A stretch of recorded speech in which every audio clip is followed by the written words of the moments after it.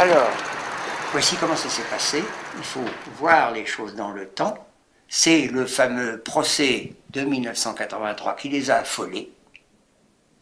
Et j'ai oublié de vous rapporter les mots exacts de la Cour. C'était pas tout le monde a le droit de dire que les chambres à gaz n'ont pas existé. C'était en conclusion, puisqu'il n'y avait ni légèreté, ni mensonge, ni rien du tout, la valeur des conclusions défendues par M. Faurisson relève donc... L'enseignant de lettres Robert Faurisson, préoccupé d'abord par la critique des œuvres de Rimbaud et Lautréamont, est aujourd'hui l'un des chefs de file du courant révisionniste. Des ONC, très important, relève donc de la seule appréciation des experts, des historiens et du public. C'était une façon alambiquée de dire qu'il avait le droit de dire ce que dit Faurisson. Alors ils ont été affolés et ils ont dit il faut une loi spéciale. C'est Fabius qui a pris la tête de cette campagne, on ne le dit pas. C'est Fabius, j'ai tous les éléments, et qui s'est battu pendant des années et qui enfin, grâce à un scandale développé autour de l'affaire de Carpentras, dans l'émotion, a réussi à faire voter à la majorité, mais pas du tout à l'unanimité, cette loi. Loi Guessot ou pas, la phrase horrible de Jean-Marie Le Pen, les chambres à gaz sont un détail de l'histoire, ne relève pas des tribunaux. Voilà, c'est tout. Pour moi, ça ne relève pas des tribunaux. C'est pas une phrase de recherche, je sais ce qu'il veut dire, tout le monde sait ce qu'il veut dire. Tout le monde sait ce qu'il veut dire. Mais on peut dire, voilà, on peut dire. Il y a eu 50 millions de morts, là il y en a eu 3 ou 4 millions dans les chambres à gaz, c'est un détail. On peut le dire. Oui, c'est horrible à entendre, mais évidemment, la liberté d'expression, malheureusement, c'est aussi pour les autres. C'est donc faire l'épreuve de tout ce qu'on n'a pas envie d'entendre. Et ça doit faire même partie des choses qu'on n'a pas envie d'entendre, parce que ce n'est pas la négation d'une vérité factuelle, c'est une appréciation. Alors, la porte, évidemment, est ouverte. Vous devez avoir, je l'ignore, mais chacun d'entre vous doit le savoir, vous devez avoir sous le coude des projets qui se mûrissent évidemment sur la Vendée, évidemment sur la Saint-Barthélemy, probablement sur les croisades, et s'il y avait des groupes intelligents, pardon ? Sur l'Ukraine, ça paraît évident. Alors, si la France doit s'ériger non seulement en culpabilisation générale de son propre passé, mais en juge de la conscience universelle du monde, alors sur l'Amérique, sur les Indiens, allons-y gaiement. Et il est évident que les inconvénients, la gravité d'une sorte de généralisation de la diabolisation de l'histoire du passé est impossible, est très grave, et qu'il faut évidemment arrêter cette terrible dérive.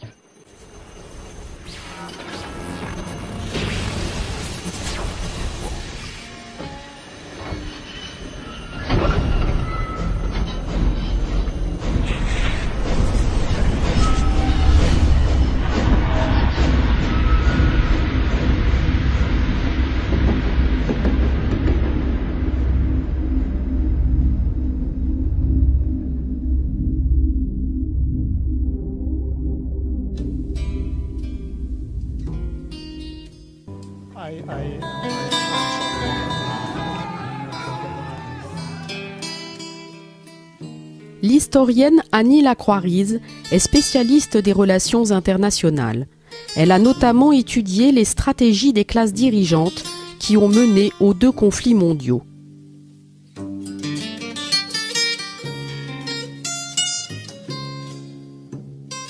Alors que je trouve que Noam Chomsky fait des analyses très intéressantes de l'impérialisme américain, j'étais très choqué par l'intervention de Chomsky sur le terrain de la libre diffusion des thèses négationnistes. Alors, c'est vrai que, après tout, c'est un débat, c'est-à-dire que Chomsky part du principe qu'il faut laisser la parole se diffuser.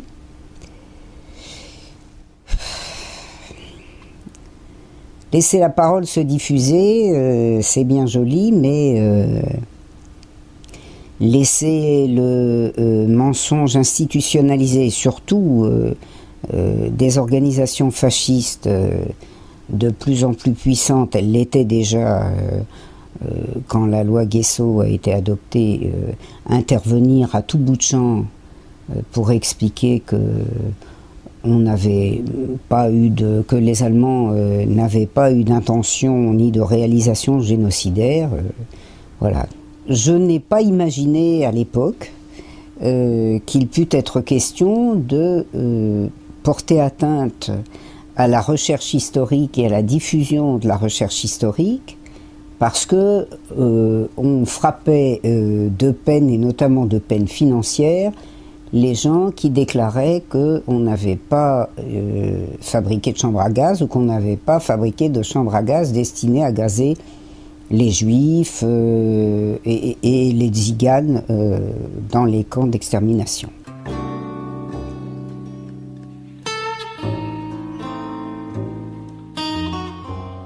Jean Bricmont est docteur en sciences.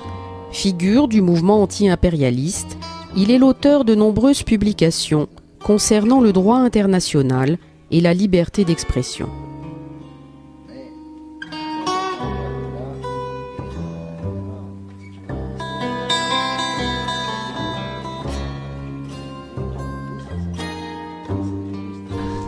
Évidemment, déjà lors de l'affaire Forisson, qui est avant la loi Guesso, la loi Guesso c'est 90 et l'affaire Forisson c'est 80.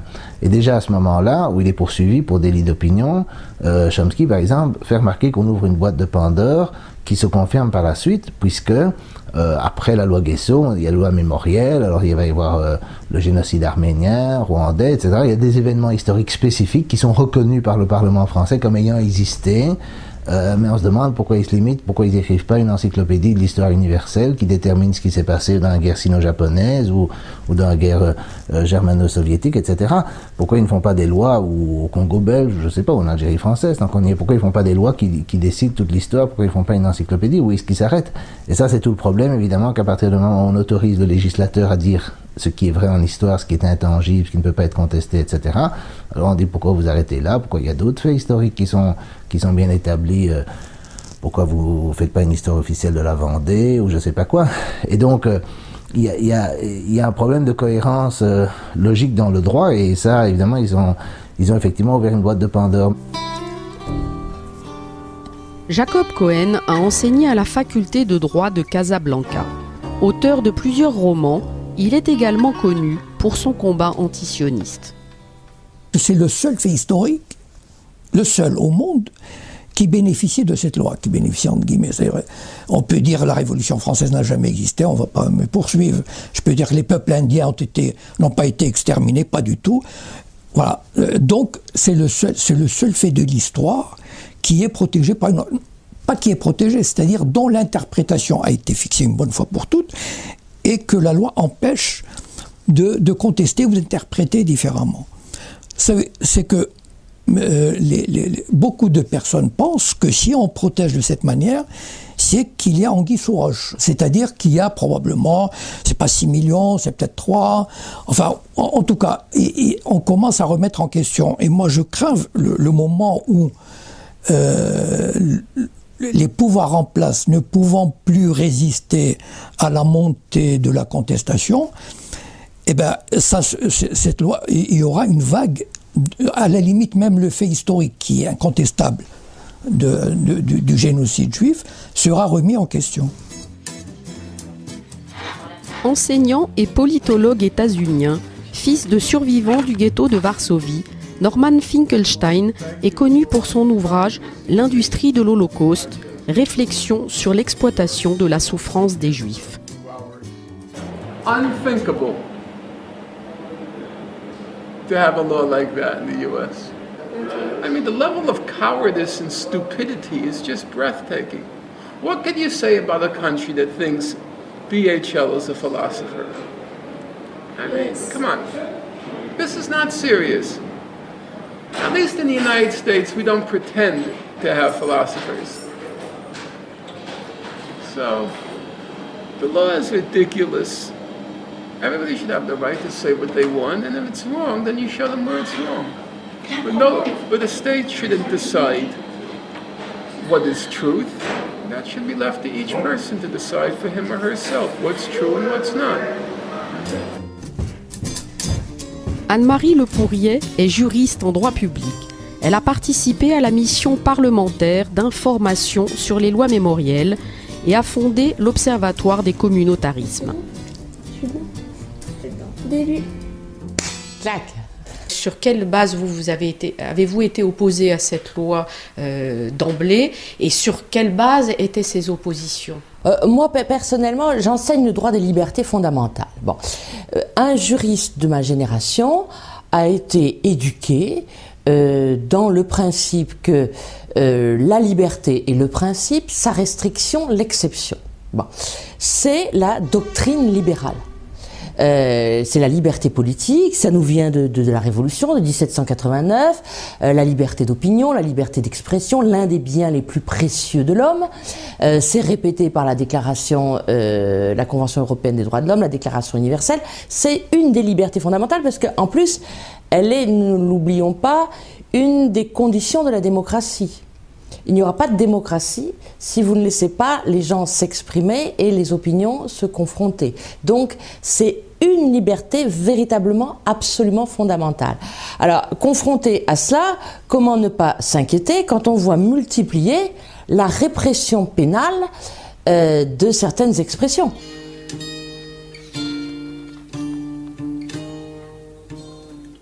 Paul Ricoeur est un philosophe français qui a longuement travaillé autour des thèmes de l'identité, de la mémoire et de la vérité en histoire. Moi, je suis très très réservé sur cette intervention de l'interdiction juridique. Nous avons des catégories juridiques précises, mais qui n'ont pas rapport à l'histoire, c'est la diffamation. Alors ça, c'est... vous pouvez diffamer l'honneur de personnes ou de collectivités, mais finalement toujours des personnes en raison de la collectivité à laquelle ils appartiennent, et qui va être ethnique, qui va être religieuse, qui va être nationale, bon, de multiples façons. Mais il s'agit toujours de la dignité de quelqu'un qui a été atteinte. Mais s'agissant de faits, donc s'il s'agit bien de raconter, je ne vois pas comment on peut censurer, sinon en opposant une autre histoire mieux établie. Parce que nous n'avons pas encore introduit quelque chose qui me paraît tout de même important, mais qui toucherait à l'histoire plutôt qu'à la mémoire. C'est, je dirais, les trois niveaux de l'histoire. Le niveau, les documents, travail d'archives, les faits. Et là, on peut établir des faits, je dirais, scientifiquement. Combien il y a eu de tués, combien, bon, etc. Bon. Et puis, il y a l'explication. Alors, l'explication, vous pouvez faire une explication par des causes, bon, économiques, bon, et démographiques de toute espèce, ou par des motifs, des raisons d'agir, bon.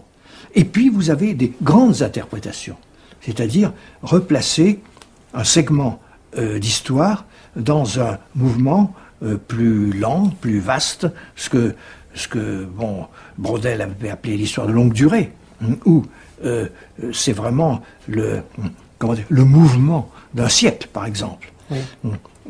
Alors là, les interprétations sont multiples.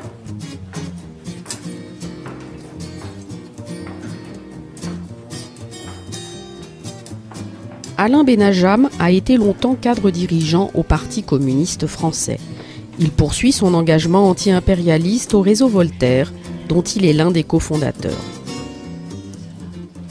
Dans quel contexte a été conçue la loi Guessot? Peut-on comprendre les intentions et les bonnes intentions du législateur et du politique de l'époque? Alors, la loi Guessot a été, comme son nom l'indique, conçue par Jean-Claude Guessot, qui était un dirigeant du Parti communiste,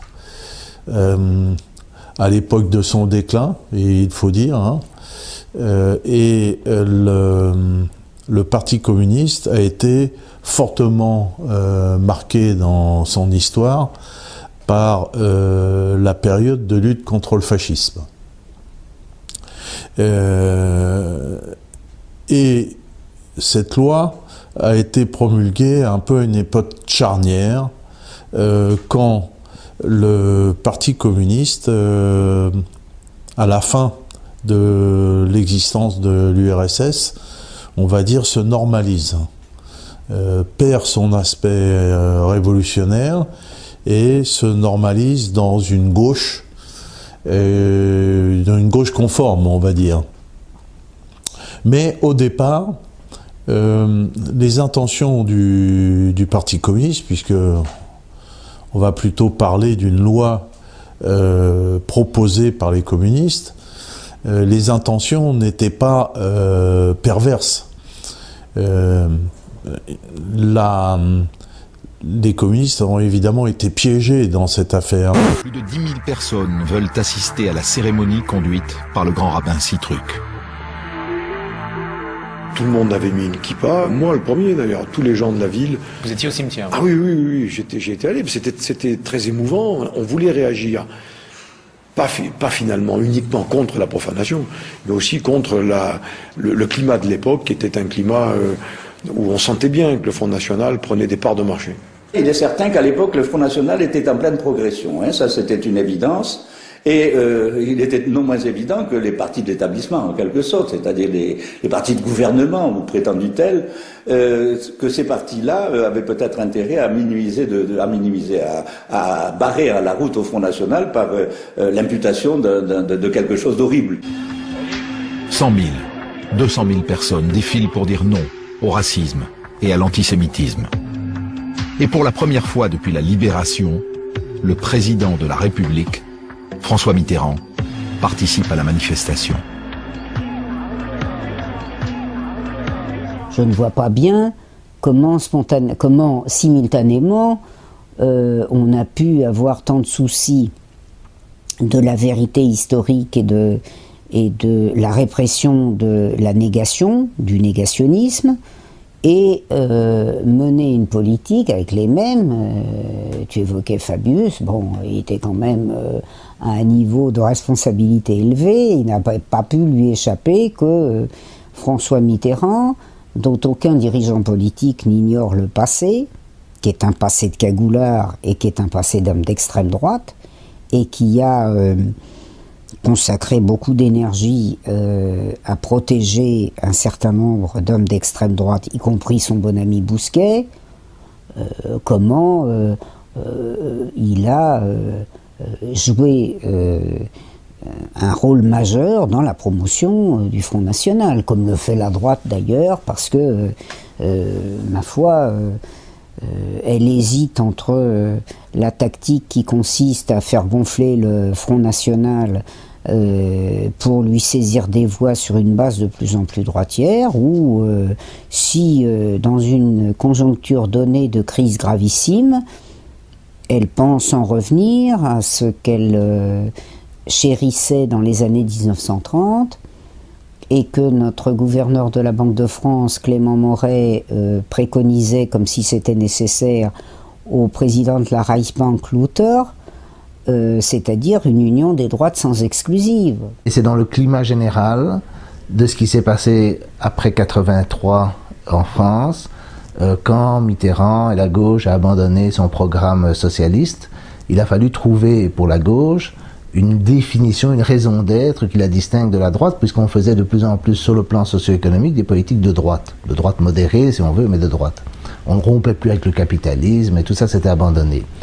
Et qu'est-ce qu'on a trouvé? Je dis trouvé, je dis pas que c'était intentionnel, mais enfin ce qui s'est substitué au discours, c'est essentiellement l'antiracisme et l'antifascisme. Et donc c'est devenu une espèce de manie de la gauche de lutter d'une part contre, de mettre comme but ultime la lutte contre les discriminations, la lutte contre les paroles racistes, etc. moi je ne suis pas contre, mais je ferai remarquer que l'égalité des chances, par exemple, c'est un slogan libéral, d'accord? C'est un slogan qui n'est pas anticapitaliste. La doctrine socialiste classique, c'était l'égalité de conditions, pas l'égalité des chances, enfin une égalité relative de conditions. Mais bon, le racisme, c'est vrai que c'est quelque chose d'assez répandu, mais alors on a aussi inventé la lutte contre le fascisme qui, à mon avis, était complètement imaginaire. Et cette lutte contre le fascisme, c'est fait par des méthodes, c'est ça, liberticides et qui sont en fait des méthodes, je ne vais pas appeler fascistes parce que ce n'est pas tout à fait fasciste, mais enfin qui vont dans la même direction que le fascisme, c'est-à-dire l'instauration de vérité garantie par l'État, défendue par l'État. Et ça, je trouve ça parfaitement... c'est, pour utiliser une expression que j'ai vue récemment, le stalinisme bobo. J'aime beaucoup cette expression parce que c'est une forme de stalinisme soft, comme ça, qu'il y a dans cette gauche ex-68ard, intégrée dans l'appareil d'État, à l'époque de la Mitterrandie, etc., et qui s'est trouvé une raison d'être, qui s'est trouvé une raison d'être dans l'antiracisme et l'antifascisme, et un des aspects, c'est la lutte contre les gens qui pensent mal. Alors évidemment, il y a le racisme, il y a l'antisémitisme qui est déjà mis en exergue, et puis il y a le sommet de l'antisémitisme qui est la contestation du récit de l'histoire de la Deuxième Guerre mondiale. Voilà.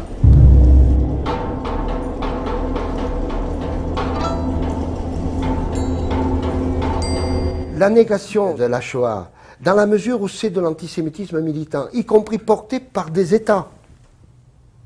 Si j'attends que la preuve soit faite par les historiens d'une manière, d'une évidence telle que ça fera sourire ou rire demain les jeunes étudiants, ainsi de suite, quand on dira mais, que ça n'a pas existé, mais si entre-temps on s'est servi de cette négation pour justifier de nouveaux crimes et un recommencement, quelle sera la responsabilité des États et des gouvernements et des parlements ?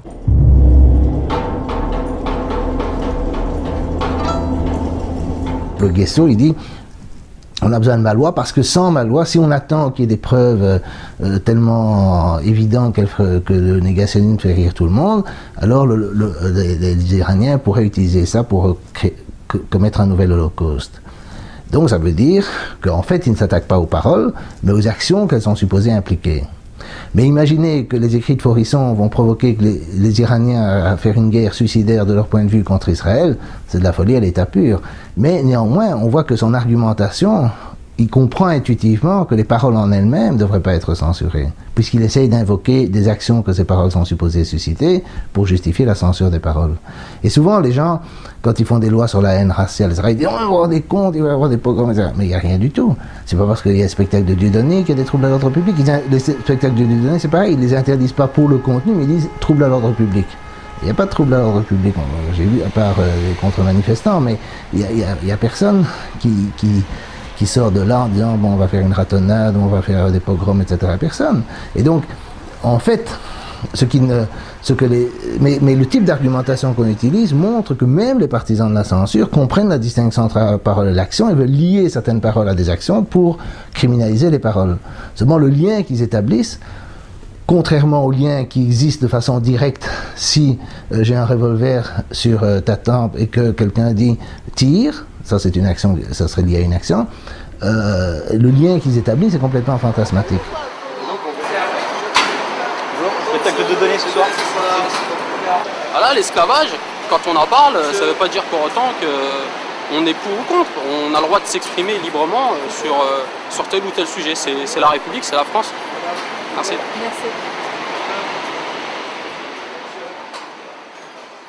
Merci. Cette loi, elle est destinée, en principe, à protéger les Juifs ou les communautés juives des assauts des négationnistes, des antisémites qui veulent, comment dire, détruire en quelque sorte une espèce de légitimité que donne la victimisation de la Shoah, la légitimité d'Israël déjà. Parce que, bon, dès qu'on parle de la sécurité d'Israël, dès qu'on parle d'Israël, on dit il ne va pas y avoir un deuxième génocide, etc. On recommence toujours. Cela, d'ailleurs, si vous remarquez, il y a encore des hommes politiques qui reviennent sur la sécurité d'Israël qui doit être intangible. Or, on n'a jamais vu un pays qui dispose d'une telle force de frappe il n'est menacé par personne. Des propos antisémites, révisionnistes, antisionistes prononcés à la face du monde, le président iranien multiplie les provocations et les menaces contre Israël. En octobre 2005, il organise à Téhéran une conférence intitulée « Le monde sans le sionisme », une occasion pour lui de remettre en cause l'Holocauste.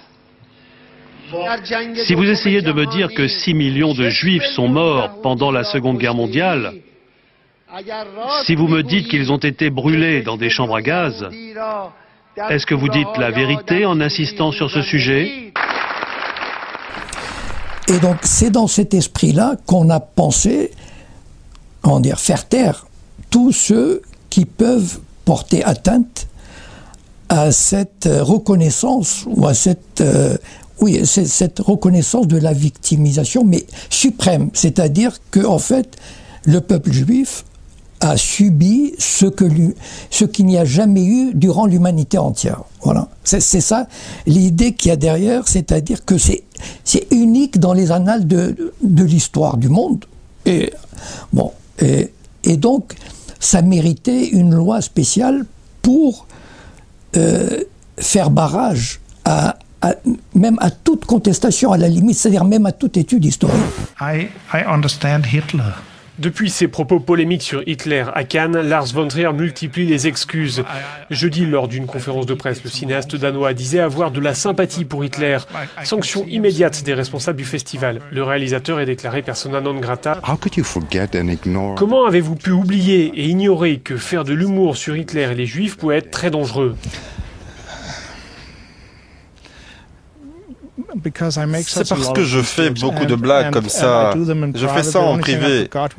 La seule chose que j'ai oubliée, ce qui est évidemment très stupide, c'est que je m'adressais au monde entier. Je pensais bien faire et d'un coup j'ai dérapé vers quelque chose de complètement stupide. Et j'en suis vraiment désolé.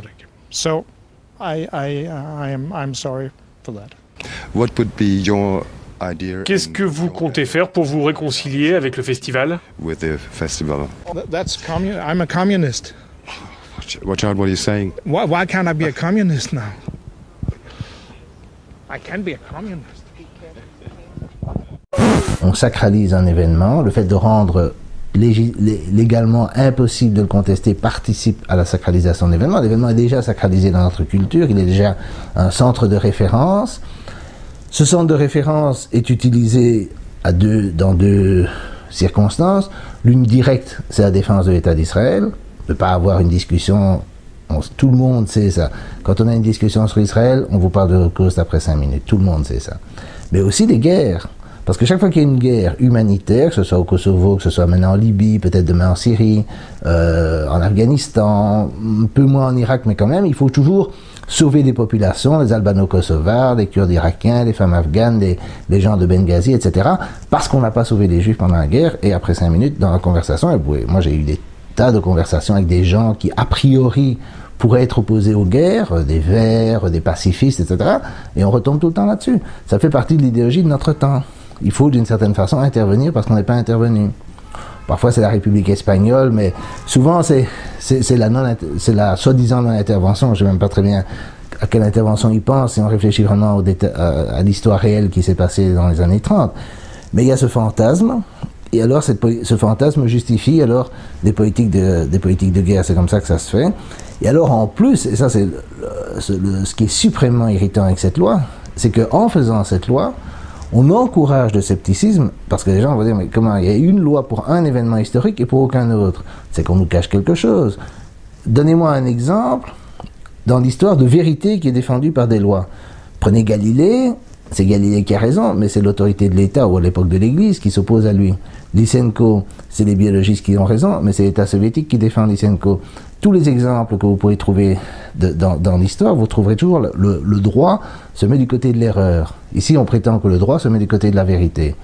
Les gens, évidemment, font l'induction opposée, ils disent, mais non, puisque le droit se met en général du côté de l'erreur, dans ces conflits, c'est qu'on nous cache quelque chose. Donc on augmente le scepticisme, on instrumentalise le discours sur l'Holocauste au service d'Israël, et puis on s'étonne que dans les populations qui sont les moins bien disposées à l'égard d'Israël, pour des raisons compréhensibles, c'est-à-dire les populations, on va dire, musulmanes ou d'origine nord-africaine, etc., le scepticisme s'installe. Et puis on le dénonce. Mais évidemment, ils n'ont qu'à s'en prendre à eux-mêmes. C'est cette loi Guesso qui a d'abord mis ça sur la place publique, qui en a fait une cause majeure, qui a augmenté le scepticisme en faisant, d'abord qui a fait de la publicité pour ces idées, puis qui a augmenté le scepticisme en interdisant qu'on en parle. Et puis ils se plaignent que les gens sont sceptiques. Et on augmente le conflit de civilisation. On prend les phrases d'Ahmadinejad, on est presque en train de dire que s'il y a une guerre avec l'Iran, on va justifier la guerre avec l'Iran. Je suis sûr que s'il y a une guerre avec l'Iran et qu'on est 10 dans la rue à protester contre cette guerre, eh ben ils vont nous dire, voilà, Ahmadinejad a dit que vous êtes des sales révisionnistes, taisez-vous. Et c'est comme ça que le conflit des civilisations est articulé et amplifié par cette guerre. Une société dans laquelle, tellement bisounours, qu'il ne faut plus offenser la moindre communauté, alors là, ça peut aller extrêmement loin. Et effectivement, on arrive à des situations où chaque lobby interdira de dire quoi que ce soit. Et alors, effectivement, il y a un cœur de pleureuse. Nous vivons dans une société qui...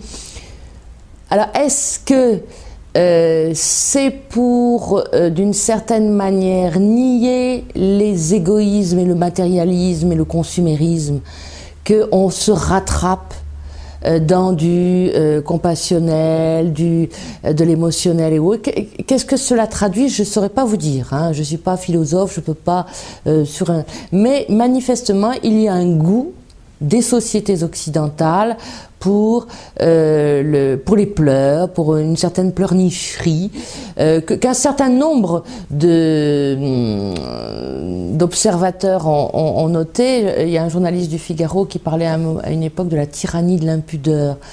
Cette façon, alors ces politiques de la reconnaissance où chacun veut se montrer à l'autre et se faire reconnaître dans toutes ses spécificités, avec une part d'exhibition aussi. Hein. Bon, alors je ne sais pas interpréter tout cela, mais c'est un phénomène que l'on observe. Donc il y a l'effet boîte de Pandore, concurrence entre différents lobbies, mais il y a aussi une atmosphère très propice à la compassion. On n'a plus la dimension transcendante, sacrée, disons, d'une théologie de l'histoire. Mais d'une certaine façon, je ne dirais pas que c'est pire, mais le prix à payer, ça a été de sacraliser alors des grandeurs humaines. Et ça, alors, ça nous mène au problème auquel nous viendrons tout à l'heure, sans doute, le problème du totalitarisme. C'est quand même l'apparition des religions séculières.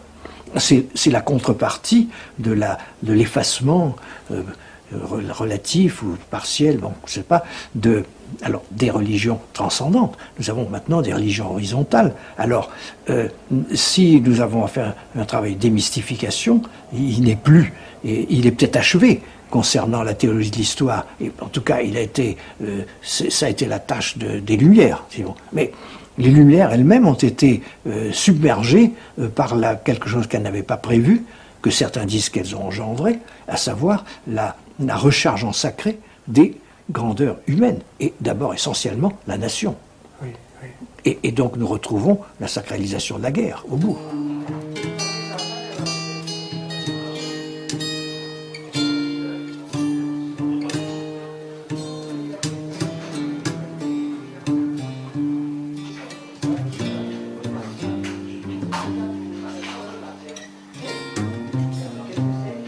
Ça, c'est le macabre dont j'aimerais bien sortir, parce que mon indignation, c'est aussi dû au fait qu'on m'oblige à rester dans ces horreurs. Ce sont des cadavres, n'est-ce pas? Moi, je suis le premier à vouloir sortir de tout cela. Je voudrais qu'on en finisse. Or, c'est le contraire. C'est devenu une religion, la religion de la Shoah, et ce catéchisme est devenu obligatoire pour les enfants des écoles, pour les lycéens, à l'université, dans les médias et partout. C'est envahissant, c'est suffocant. Moi, j'ai besoin d'air, je voudrais respirer, je voudrais quelque chose de sain, de normal. Qu'est-ce que c'est que ces choses puantes ou fétides, révoltantes, dégoûtantes? Moi, ça ne m'intéresse pas du tout. Mais je vois qu'il y a des gens qui vivent littéralement là-dedans et qui veulent que je vive là-dedans. Exemple, à Washington, vous voyez un amoncellement de chaussures et au-dessus, vous avez les mots We are the last witnesses. Nous sommes les derniers témoins. On fait parler les chaussures. Qu'est-ce que vous voyez? Des chaussures. Des chaussures? Où ça? Sur le bord. Sur un quai. Sur un quai? Sur le bord de la mer. Ils sont... Le bord de la mer. Ils sont alignés dans la même direction. Enfin, ils vont tous dans la même direction. Les pointes de la chaussure. Les pointes des chaussures vont toutes dans la même direction, oui. Vas-y, dis. Ou des cadavres. Des cadavres? Bon, on n'en voit pas beaucoup, là, des cadavres. Oui, non, mais soit les chaussures ont été remontées de l'eau, et ces chaussures-là. Elles ont appartenu à quelqu'un. Elles ont appartenu à quelqu'un, effectivement. Et alors? À des juifs. Pourquoi? Pourquoi tu dis ça? Parce qu'avant, ils étaient dépouillés de tout. Et pourquoi tu... des chaussures? Bonne question. Oui, non, mais pourquoi pas? Moi, je prends. Mais comment c'est possible de rassembler autant de chaussures?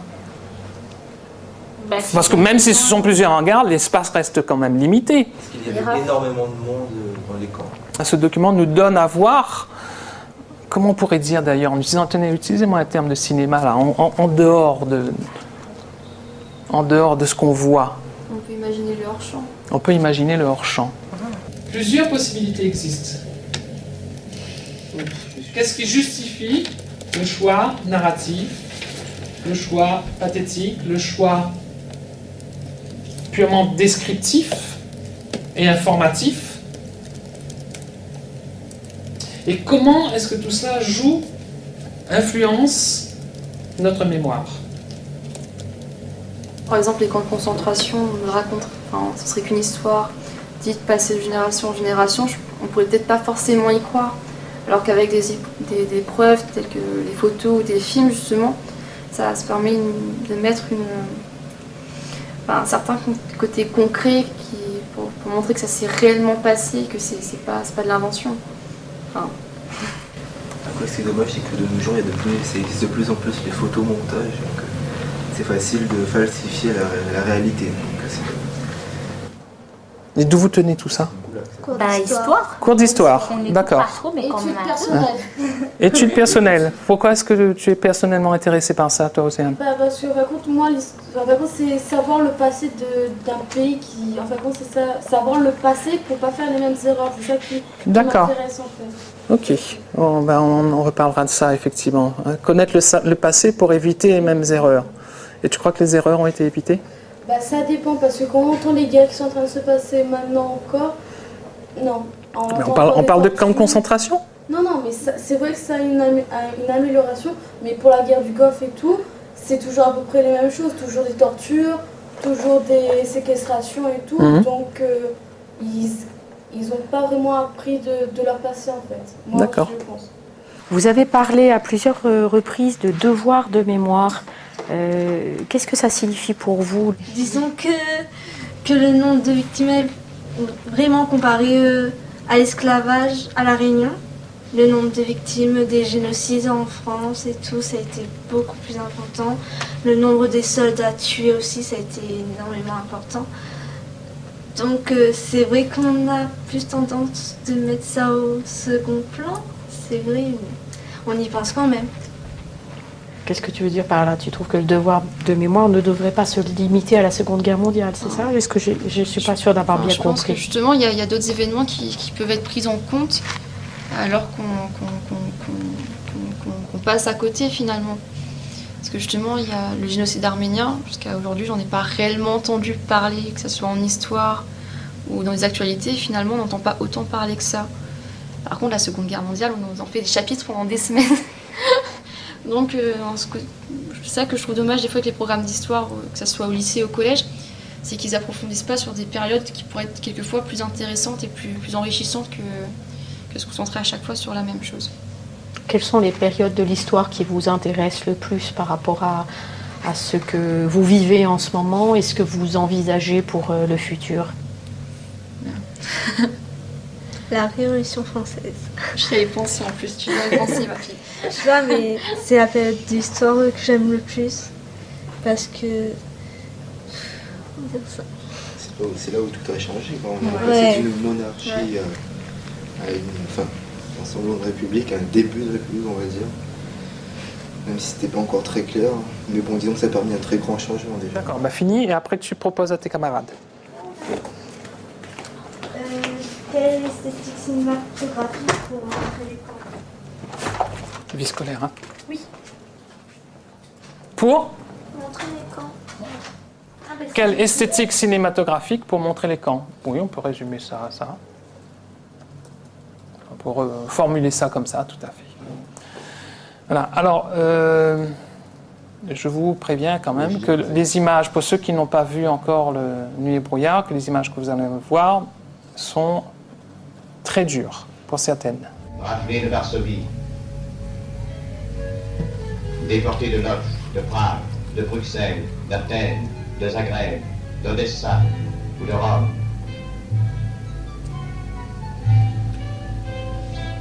Internés de Pithiviers, raflés du Veldiv,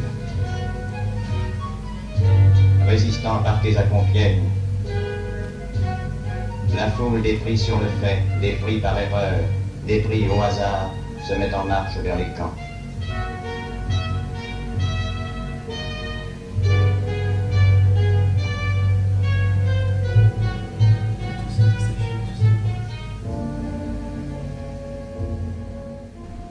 Quelque importante que soit la question, et ça des gens, des historiens aussi sérieux, aussi solides que Raoul Hilberg l'avait montré, aussi réelle que soit cette destruction massive qui s'était montée à un chiffre entre 5 et 6 millions, c'était une toute petite question aux États-Unis. Ça n'était pas vraiment une question politique, et c'était devenu une grande question à partir du moment où, sous l'effet des transformations conjoncturelles de la politique américaine, c'est-à-dire de la transformation claire d'Israël en pays clé de l'expansion impérialiste américaine au Proche-Orient, les choses avaient changé.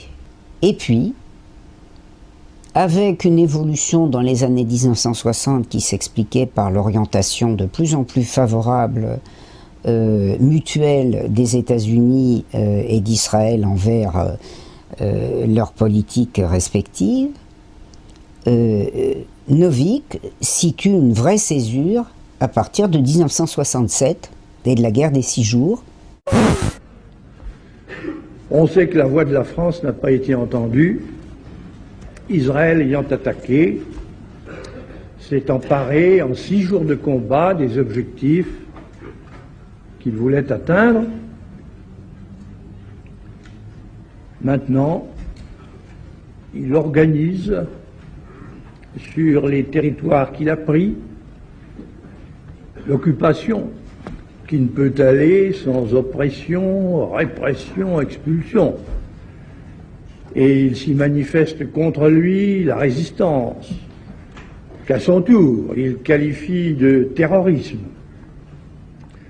Il est vrai que les deux belligérants observent pour le moment, d'une manière plus ou moins précaire et irrégulière, le cessez-le-feu prescrit par les Nations Unies, mais il est bien évident que le conflit n'est que suspendu et qu'il ne peut pas avoir de solution sauf par la voie internationale. Mais un règlement dans cette voie, à moins que les Nations Unies ne déchirent elles-mêmes leur propre charte, un règlement doit avoir pour base l'évacuation des territoires qui ont été pris par la force, la fin de toute belligérance et la reconnaissance de chacun des États en cause par tous les autres.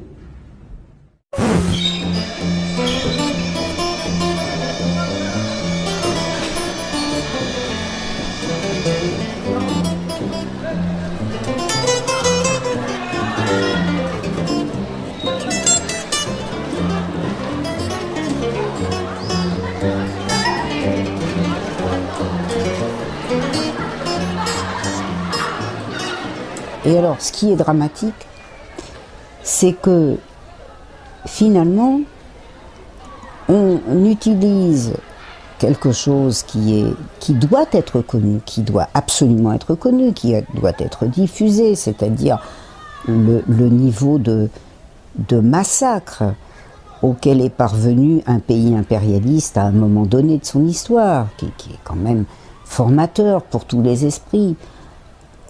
À partir de ce noyau de vérité qu'il est très bon de promouvoir, on est parvenu à une situation d'instrumentalisation telle que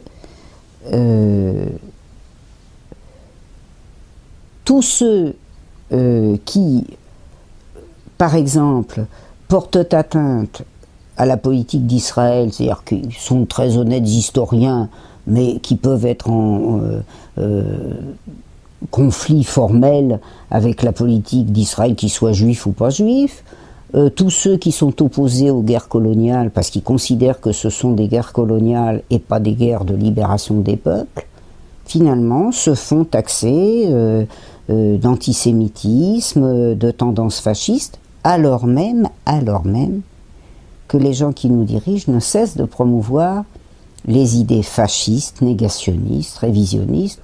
Nous sommes les jouets du système de communication de l'impérialisme qui est extrêmement puissant, et le système de communication de l'impérialisme qui utilise un très grand nombre d'intellectuels et de penseurs dans leur lutte. Enfin, il faut dire que la guerre que l'impérialisme mène au peuple, c'est d'abord une guerre de l'information. C'est une guerre idéologique qui prépare le terrain à une guerre chaude. On l'a vu avec la Libye. Et que ce système, qui s'apparente au fascisme, qui est structurellement, économiquement comme le fascisme, c'est-à-dire fondé sur l'économie de guerre, sur le complexe militaro-industriel, sur le capitalisme monopoliste d'État, tel que ont pu l'inventer les fascistes, c'est-à-dire que c'est plus un capitalisme libéral de libre entreprise, c'est un capitalisme monopolistique qui est tenu par les États. Si par exemple on m'avait dit dans les années 70 qu'on allait faire la guerre à la Libye pour renverser Kadhafi, je ne sais pas si l'extrême droite la plus extrême aurait osé dire ça. Mais maintenant, toute l'extrême gauche a fourni des arguments humanitaires, a insisté pour qu'on intervienne, parce qu'il y avait des manifestations lors des débuts des événements, accusant, j'ai un tract que je peux vous envoyer, qui montre, c'est une manifestation à Toulouse, où on accuse Sarkozy de ne pas intervenir en Libye à cause des intérêts pétroliers de la France, et de laisser massacrer les populations. Et donc on demande qu'on intervienne unitairement en Libye, parce que, soi-disant, les intérêts pétroliers empêchent de le faire. Puis quand le CNT promet 35% du pétrole libyen à la France, alors on a l'air malin. Qu'est-ce que vous voulez que cette extrême gauche qui ne comprend rien à rien aille s'opposer à la guerre après? Alors on n'en parle plus. On n'en parle pas. Et alors maintenant, on ne sait pas très bien quoi dire, parce que leur idéologie, c'est que justement, on devrait intervenir plus. Alors évidemment, quand l'extrême gauche fournit comme ça à la droite, et au militarisme, et ultimement au militarisme américain, des arguments humanitaires pour se déployer un peu partout, c'est un monde parfait, je veux dire, c'est un monde... et qui en plus ne trouve rien d'autre que, rien de mieux à faire que de s'attaquer à des Michel Colomb qui sont dans notre société complètement marginaux, ou de s'attaquer aux négateurs de l'Holocauste, ou je ne sais pas, quelle que soit la cible qu'ils prennent, ce sont des cibles marginales, et donc ils ne font que renforcer la police de la pensée vis-à-vis de toute pensée dissidente. Et donc on a une pensée unique, on a en dominante la pensée de droite, et puis en mineur, une pensée de gauche qui fournit les arguments humanitaires à la pensée de droite. Et ça, c'est ce qu'on peut appeler la pensée unique. Mais pour la droite, c'est magnifique. Et c'est complètement surréaliste, la situation idéologique en France aujourd'hui. C'est triste, même. Nous vivons dans une période directement héritée de mai 1945 et de l'érection des États-Unis en puissance impérialiste dominante écrasante, qui est devenue une puissance encore plus écrasante à l'époque de son déclin, c'est-à-dire dans la deuxième moitié du XXe siècle, et ce, alors même que les rapports de force sont en train de changer et que la crise systémique du capitalisme va mettre en cause cette domination et ce caractère hégémonique. Et donc on est au maximum de la contradiction entre les réalités et la présentation idéologique de ces réalités. Et face à cet énorme rouleau compresseur, eh bien, il n'est pratiquement aujourd'hui aucun moyen de s'exprimer, et certains d'ailleurs, plus exposés que d'autres, sont de parfaits cobayes de cette supercherie, avec des personnages, je pense, j'ai évoqué tout à l'heure Thierry Meyssan, dont il suffit de prononcer le nom pour être en situation d'interdit total. Dans son bouquin, Meyssan soulève un certain nombre de problèmes, des interrogations, hein, vous êtes d'accord là-dessus, puisque vous l'avez lu, hein, il y a un certain nombre d'interrogations qui sont soulevées, et il est traité de négationniste dans votre journal, Laurent Geoffrin. C'est parce qu'il saute à la conclusion et qu'il nie l'existence même de la violence. C'est grave d'appeler quelqu'un... Attendez, c'est polémique. D'accord, c'est polémique, je suis d'accord. C'est grave d'appeler quelqu'un négationniste, vous êtes d'accord? C'est polémique, c'est vrai. Moi, je crois que c'est... Pour moi, c'est à peu près aussi absurde que de dire que les camps de concentration n'ont pas existé. Donc, ce ne sont pas des conspirationnistes, ce sont des négationnistes. Les mêmes qui parlent du Bilderberg, les mêmes qui parlent du complot mondialiste, du siècle, etc., sont les mêmes, comme vous, messieurs, qui posent des questions sur le 11 septembre. Donc, notre entretien est terminé parce que... Non, vous êtes des gens qui se posent des questions qui malheureusement sont assez inquiétantes, surtout quand on est aussi jeune que vous. Mais les mêmes qui se retrouvent dans ces groupes. Et c'est les mêmes qui ensuite, je vous l'accorde, nient la Shoah. Pour eux, toute dissidence est d'extrême droite. Ils parlent plutôt d'extrême droite que de fascisme. Hein. C'est-à-dire que moi-même, j'ai été placé à l'extrême droite, ce qui est quand même curieux. Thierry Meyssan a été placé à l'extrême droite, et donc, avec en arrière-plan l'accusation du fameux Holocauste et de vouloir remettre les Juifs dans les chambres à gaz. Voilà, c'est à peu près ça qu'il y a de sous-jacent. Ça paraît stupide, hein, aussi stupide que le fameux avion qui passe par un petit trou. Mais bon, répéter sempiternellement à la télévision, les esprits faibles finissent par admettre ce genre de choses. Et donc, aujourd'hui, il y a des milices, des nervis qui empêchent des dissidents de parler sous la raison qu'ils seraient eux-mêmes fascistes, évidemment en torturant ce terme de fasciste, hein, puisque finalement ils font ça au nom du fascisme réel, qui est le système dans lequel nous vivons aujourd'hui. Hein. Et si vous parlez avec Annie Lacroix-Riz, elle vous parlerait également de la même façon. L'utilisation d'Israël, je disais, était une idée de génie, d'abord parce qu'elle a permis de couvrir une politique impérialiste impitoyable, d'une sorte de caution inoxydable. C'est-à-dire, nous sommes les héritiers de 5 ou 6 millions de victimes, nous ne pouvons pas faire le mal, ça c'est quelque chose de très efficace. Ensuite, a permis évidemment de stigmatiser tous les opposants parce qu'ils seraient antisémites, méchants, racistes, etc. Que ça a permis de taxer tout esprit critique de conspirationnisme ou de volonté de développer la théorie du complot, ce qui fait d'ailleurs qu'aucun historien ne peut plus étudier un complot particulier sans se faire taxer de partisan de la théorie du complot. Je dis souvent, est-ce que quelqu'un pense que Allende a décidé de se suicider un beau soir parce qu'il trouvait que le palais de la Moneda n'était pas agréable? Non, tout le monde sait très bien que la chute d'Allende est venue d'un complot établi entre les États-Unis d'une part, les classes dirigeantes chiliennes d'autre part, qui redoutaient leur marginalisation des progrès d'une expérience d'unité populaire qui tendait à changer le cours de la vie des habitants du Chili et qui disposait d'un appui politique de plus en plus grand. Donc, on accepte par-ci par-là un complot, mais dès qu'on veut montrer que les classes dirigeantes ont une stratégie, qu'elles sont capables de recourir au complot pour l'établir, alors là, on se fait interdire de parole. Il y a un chantage d'un certain nombre de groupes de pression qui pèse et qui dit « vous n'avez pas le droit moral de nous critiquer ». C'est facile. Hein, donc c'est facile, et à partir de là s'instaure un espèce de pansement sur la bouche, de bâillonnage généralisé, et c'est très grave. C'est très grave parce que quand vous ne pouvez plus critiquer, quand l'esprit critique est menacé dans une société, c'est le progrès de cette société, parce que quand quelque chose ne va pas, il faut le dire, et vous ne pouvez plus rien dire, et on arrive comme ça à une menace assez forte sur le système démocratique et libéral. Enfin, on voit bien que le réchauffement climatique qui est à l'œuvre, quoi que disent Allègre et quelques autres négationnistes. Négationnistes, waouh! Oui, tout à fait, oui. Ce n'est rien d'autre que cela.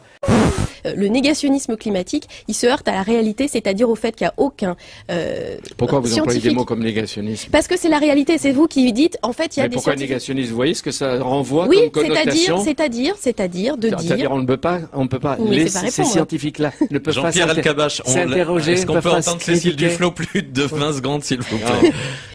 S'agit-il d'établir un verrou idéologique en France? Est-ce que là, cela fonctionne à la manière de vouloir faire taire toute contestation vis-à-vis d'Israël, mais même plus largement? Vous parliez de danger pour la démocratie. La communauté juive, ses institutions, sentent que le verrouillage n'existe plus. Il y en a même qui osent dire on fait trop de choix. C'est pas possible, ça ne marche plus. Et des gens qui sont insoupçonnables, vraiment, bon, et qui disent on en fait trop. C'est peut-être en trop. Et on ne peut pas non plus chaque fois sortir l'antisémitisme. Ça marche de moins en moins bien. Donc ils sont conscients, mais en même temps, comment dire, moi, en général, quand je parle d'Israël, j'ai une expression, je dis que Israël ne peut pas faire la paix. C'est un régime colonial, c'est un régime qui ne peut pas revenir en arrière. Un régime colonial doit aller au bout de sa logique. Et au bout de sa logique, c'est-à-dire de plus en plus colonisé, de plus en plus... Aucun régime colonial n'a jamais voulu une solution juste, négociée, quand il en était temps. Israël, il est lancé. Et donc, les Juifs aussi sont obligés de suivre. On ne peut pas faire autrement. Et le pouvoir français, il est obligé de suivre aussi, enfin jusqu'à présent. Mais on sent quand même des failles. Par exemple, Martino, quand le Parti socialiste dit qu'il faut reconnaître un État palestinien, je veux dire, Bertrand Delanoë a été en Israël la semaine dernière et il avait dit qu'il faut reconnaître un État palestinien à l'ONU. Voilà, et c'est la panique. Parce que les socialistes ont été jusqu'à présent les meilleurs défenseurs d'Israël. Mais même ce verrouillage est en train de sauter. L'accusation d'antisémitisme, c'est évident qu'elle est manipulée sans arrêt. Et c'est évident que c'est elle qui est à la base du soutien à Israël. On a vu, les gens me disent « Oh, Israël, c'est le plus avancé des États-Unis au Moyen-Orient, etc. » Mais c'est tout à fait clair qu'aujourd'hui, ce n'est plus le cas. Obama et Sarkozy, les conversations hors micro entre Obama et Sarkozy montrent qu'ils en ont tous les deux marre de Netanyahou. Et s'ils pouvaient lui botter les fesses, ils le feraient. Mais ils ne peuvent pas, et particulièrement Obama. Et donc... c'est évident que parce que évidemment aux États-Unis, s'il y en a un qui dit quelque chose, il est accusé d'antisémitisme, et même l'opposition à la guerre en Irak ou n'importe quoi, il peut y avoir des ou l'opposition à la guerre en Afghanistan, ça déborde. C'est pas seulement Israël, ça déborde sur toutes sortes d'autres questions. Et dès qu'on s'oppose aux organisations soi-disant représentatives de la communauté juive, on est taxé de tous les noms, dont le sommet, c'est le négationnisme. Mais comme on a criminalisé ça, là, évidemment, dès que vous descendez un petit peu, vous êtes quand même proche de l'inacceptable, de l'innommable, etc., etc. Si on met en question la propagande de guerre, particulièrement dans les guerres humanitaires, comme le Kosovo ou la Libye, où là il y a des tonnes de mensonges sur les massacres causés par l'ennemi, si on dit, bah, quand même, où sont les preuves, on veut des preuves, comment vous êtes négationniste? Dès on met en question les vérités officielles sur... on a aussi les questions sur le 11 septembre. C'est pas que moi personnellement, je ne suis pas particulièrement proche de ce qu'on appelle les conspirationnistes du 11 septembre, mais le fait est que ces gens sont traités de négationnistes aussi, alors qu'ils posent des questions qu'ils ont le droit de poser. Donc, et qui n'ont rien à voir avec le négationnisme au sens historique du terme, enfin, sur la question de la Deuxième Guerre mondiale. Et donc, c'est ça, c'est qu'il y a des effets collatéraux énormes de cette loi et de l'esprit dans lequel cette loi a été faite. Juste un mot sur une question qui m'intéresse moi et dont vous ne parlerez peut-être pas dimanche à Blois, mais qui m'intéresse beaucoup, c'est lorsque la loi essaye de faire l'histoire, je pense aux lois mémorielles ou à la loi Guesso qui punit le révisionnisme. C'est un des aspects très importants de l'époque récente. Ma position est très claire. Le Parlement n'a pas à dire l'histoire, le Parlement fait l'histoire. Il n'a pas à la dire, il n'a pas à la fixer. J'ajoute que, là c'est bien le prendre en compte, la Constitution ne le permet pas. S'agissant de la loi Guesso, qui n'avait pas été soumise en 91 au Conseil constitutionnel, Robert Badinter avait d'ailleurs dit devant la mission d'audition, lors de son audition par la mission sur les questions mémorielles, avait dit j'étais au Conseil constitutionnel au moment de la loi Guesso et je me disais que ça aurait été très intéressant que le Conseil en soit saisi. Eh bien, ici, en 2010, la Cour de cassation a estimé que ce n'était pas une question sérieuse et a refusé de transmettre la loi Guesso au Conseil constitutionnel, de telle sorte qu'il n'a pas eu l'occasion de statuer. La loi Guesso remet-elle en cause les fondements de la Constitution française, de la Déclaration des droits de l'homme, de l'esprit des Lumières? Bien sûr. Badinter dit que la loi est anticonstitutionnelle, mais le problème, évidemment, il ne manque pas de juristes qui disent que c'est anticonstitutionnel, il ne manque pas d'historiens qui disent qu'ils y sont opposés. Mais alors, ce que je trouve un peu curieux, c'est quand des gens sont poursuivis et mis en prison sur la base de cette loi comme Renoir, et qu'il y a une pétition qui est faite pour s'opposer à sa mise en prison, ce qui me paraît logique. Je veux dire, si vous êtes, quand on était, par exemple, à l'époque où il y avait l'avortement était interdit, il y avait des gens qui pratiquaient des avortements, ils étaient poursuivis. Les gens qui étaient contre la loi étaient aussi contre les poursuites des gens qui pourtant faisaient quelque chose d'illégal.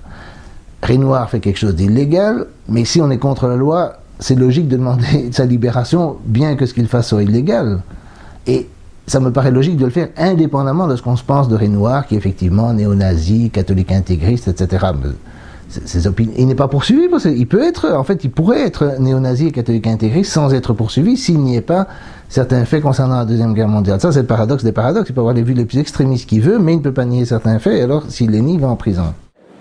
There are many things about the United States which are awful, but when it comes to issues of freedom of speech, there would never even be a question about locking somebody up because he or she denies the Holocaust. I mean, you can't even imagine that in the United States.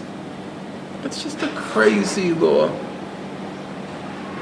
And there's just a lot of things about France which are really peculiar.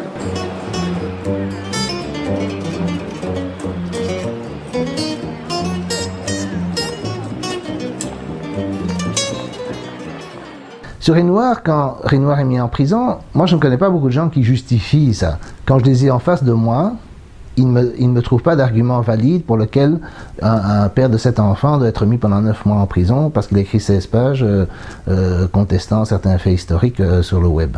Il n'y a pas beaucoup de gens qui sont prêts à justifier ça entre 4 yeux, mais il n'y a personne qui va signer la pétition.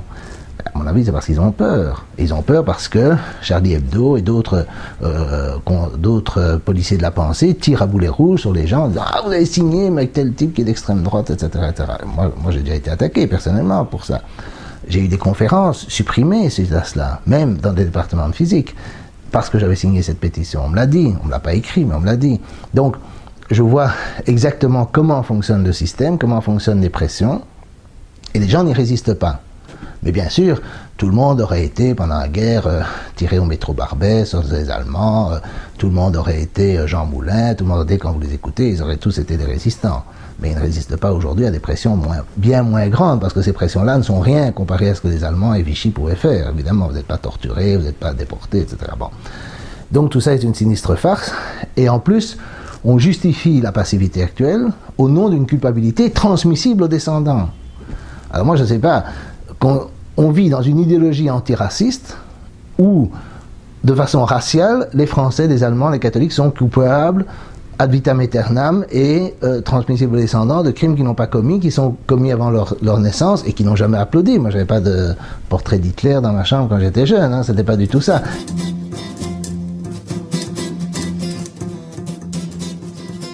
comme bien que d'ici au mois de juillet, on va encore vous redemander que la France présente des excuses pour ce qui s'est passé à Vichy. Votre position est toujours la même. Ils attendront longtemps, ils n'en auront pas.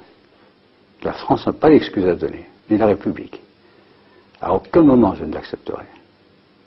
Je considère que c'est une demande excessive de gens qui ne sentent pas profondément ce que c'est que d'être français, l'honneur d'être français et l'honneur de l'histoire de France. Et vous recommanderiez à vos successeurs, s'ils sont de droite, d'adopter la même attitude? Ils feront ce qu'ils veulent, mais bien sûr. Pas de recommandation à faire. Non, mais parce que la pression va se faire également sur eux. Dans 100 ans, peut-être aussi encore. Ouais. Qu'est-ce que ça veut dire? C'est l'entretien de la haine. Et ce n'est pas la haine qui doit gouverner la France. Madame, Monsieur, bonsoir. Pour la première fois, un président français, en l'occurrence Jacques Chirac, a admis la responsabilité de l'État français dans la déportation et l'extermination de Juifs durant la Seconde Guerre mondiale. Oui, la folie criminelle de l'occupant a été, chacun le sait, secondée par des Français, secondée par l'État français. Quand un président de la République, en l'occurrence Jacques Chirac, s'excuse de ça en mon nom, moi je suis profondément choqué et blessé de ça. Voilà. Donc, la responsabilité, le concept de responsabilité collective, c'est la porte ouverte au racisme. C'est la même chose. C'est le même volet que le racisme. Le racisme de dire, voilà, tous les juifs sont coupables parce que il existe des banques juives, il existe Goldman Sachs, il existe des Rothschild. Donc, qui fait que, du fait de l'existence de juifs dans le grand capital, du fait de l'existence d'Israël et du sionisme, qui ferait que les juifs soient coupables. C'est la position des négationnistes. Il est évident que, par exemple, le général de Gaulle a voulu effacer Vichy. Mais c'était volontaire. Hein. Il devait être dit que Vichy n'avait pas existé. Or, ce qui s'est passé après le discours du Veldiv et le changement de jurisprudence du Conseil d'État, c'est qu'on a imputé à la République ce que, justement, de Gaulle ne voulait pas que l'on impute à la République en disant « Vichy est nul et non avenu ». Donc voilà, et c'était délibéré, c'était volontaire. Alors, effectivement, dans toute histoire, il y a le crayon pour l'écrire, la gomme pour effacer légèrement, en tout cas, certains aspects. Ce qu'il importe de se souvenir, c'est aussi ce qui va pouvoir contribuer à la formation de projets et une façon de se situer aussi dans le présent et de projeter le futur. Si bien que, si vous prenez la mémoire d'un peuple à différentes époques, on peut faire une sorte d'histoire de sa propre mémoire. D'ailleurs, histoire qui à son tour posera des problèmes. Qui fait cette histoire, etc. Bon, laissons ça. Bon. Mais je prends un exemple. Juste après-guerre, quand on a fait le procès du maréchal Pétain, quel était le chef d'accusation? C'était essentiellement la collaboration. Pourquoi? Parce que le problème, c'était la rupture entre les résistants et les collaborateurs. Il s'agit de savoir de quel côté avait été finalement le maréchal Pétain. Bon. Mais ce n'est pas, par exemple, le fait que Pétain ait livré aux Allemands, les Juifs allemands qui étaient sous la protection de l'hospitalité française, qui pour moi est le crime majeur de Pétain. C'est pas ça qui était marqué. Même, il n'y avait même pas une histoire ordonnée, cohérente de cela. Et c'est dans le procès Barbie, il a fallu attendre longtemps pour que l'accent soit mis sur la déportation, sur le génocide. Pourquoi? Parce que c'était de nouveau la question importante. La question importante n'était plus de savoir qui a collaboré et qui est donc dans le crime de collaboration, mais qui a participé au génocide directement ou indirectement.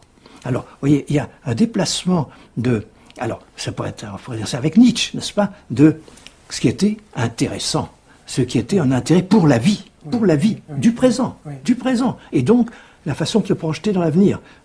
Donc on cultive une mémoire différente. Or, plus on a développé l'insistance sur la mémoire en sélectionnant des morceaux, plus on a fait disparaître l'ensemble du champ historique. Et on s'est donné, et là il ne peut pas ne pas y avoir d'objectif politique. On a fait ça en se mettant toujours du côté des victimes et en promouvant des victimes et en oubliant les autres. On a naturellement perdu, par exemple, le sens de ce qu'est la Deuxième Guerre mondiale, qui est évidemment une guerre de persécution des Juifs, qui est une guerre qui s'inscrit dans un processus de guerre impérialiste qui, logiquement, du côté allemand, le pangermanisme ayant été ce qu'il était, s'est orienté vers la liquidation prioritaire des Juifs, des Tziganes, des Slaves, etc. Parce que quand vous détruisez les forces vives excédentaires par rapport au taux de profit, par rapport au profit espéré, ben naturellement vous allez, en ce qui concerne les forces productives humaines, d'autant plus orienter les populations vers la disposition au massacre que pendant des décennies vous leur aurez expliqué que les Juifs sont de la vermine, que les Slaves sont de la vermine, et que la vermine, elle ne peut avoir qu'un sort donné, c'est-à-dire la destruction. Il faut répondre à cette question. Pourquoi est-ce qu'on aurait il serait uniquement interdit de contester la Shoah, par exemple, et pas l'esclavage, etc., etc. C'est bien pour ça que j'étais contre même la loi Guessot. En pensant que on mettait le petit doigt dans un engrenage dont on ne sortirait pas et que tous les groupes victimés ou victimaires s'engouffreraient dans cette revendication. Il faut dire qu'il y a un problème dans notre société qui est celui du statut même de la victime. Et il est probable que, si on y réfléchit, qu'il n'y a plus dans notre société de héros positifs, de sages, de grands hommes, de saints, et que c'est la victime qui est devenue, d'une certaine façon, l'objet sanctifié d'une histoire. Au fond, la France s'est longtemps crue à l'avant-garde de l'humanité. On a parlé de l'universalisme français pendant longtemps. Je pense qu'il y a de nouveau un universalisme français, mais dans l'autre sens. Alors que l'universalisme était exaltant de la grandeur française, il est probable que l'universalisme actuel va très loin dans la condamnation morale. Moi, je crois qu'il y a un paradoxe qui est très difficile d'abord à élaborer, mais aussi à intégrer à la compréhension que nous avons de nous-mêmes. C'est le suivant, c'est que je dirais qu'il y a une sorte de forcing de la mémoire par les commémorations, peut-être à cause d'un déficit de mémoire. Et que nous sommes dans une civilisation qui a tendance à oublier, non pas seulement méchamment, je dirais, pour ne pas être en face de ses propres fautes du passé, mais aussi parce que toute l'orientation technologique de notre civilisation est, je dirais, structurellement une civilisation de l'oubli. Parce que, tout simplement, un oubli technique, un objet technique n'a pas de mémoire. Quand vous avez une machine à laver, usée, vous la jetez. Bon, on ne garde pas les traces des objets technologiques. Ils se remplacent les uns les autres. Alors, je crois qu'il y a là une structure du substituable et aussi du jetable qui joue absolument contre la mémoire. Et alors, je crois que nous sommes amenés à une sorte de renforcement institutionnel à contre-courant de cette orientation que je dirais oublieuse. Mais oublieuse, je dirais, structurellement d'une société technologique qui est emportée en avant d'elle-même par ses propres projets. Moi, je pense que Nietzsche n'écrirait plus du tout la même chose. Nous ne sommes pas, justement, une civilisation accablée par l'histoire. Nous sommes au contraire une civilisation qui est à marche forcée vers le futur.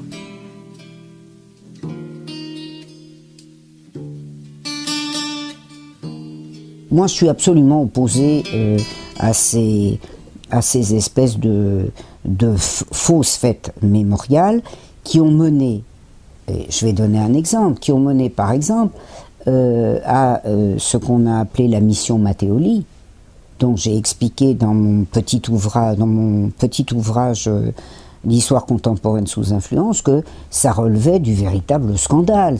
Il s'agissait d'une entreprise qui était destinée à empêcher que la France ne subisse le même sort que la Suisse, c'est-à-dire ne se voit mettre au pilori par les États-Unis, qui avaient accablé la Suisse en 1995, Suisse abominable, Suisse dirigeante absolument abominable, nul ne le niera.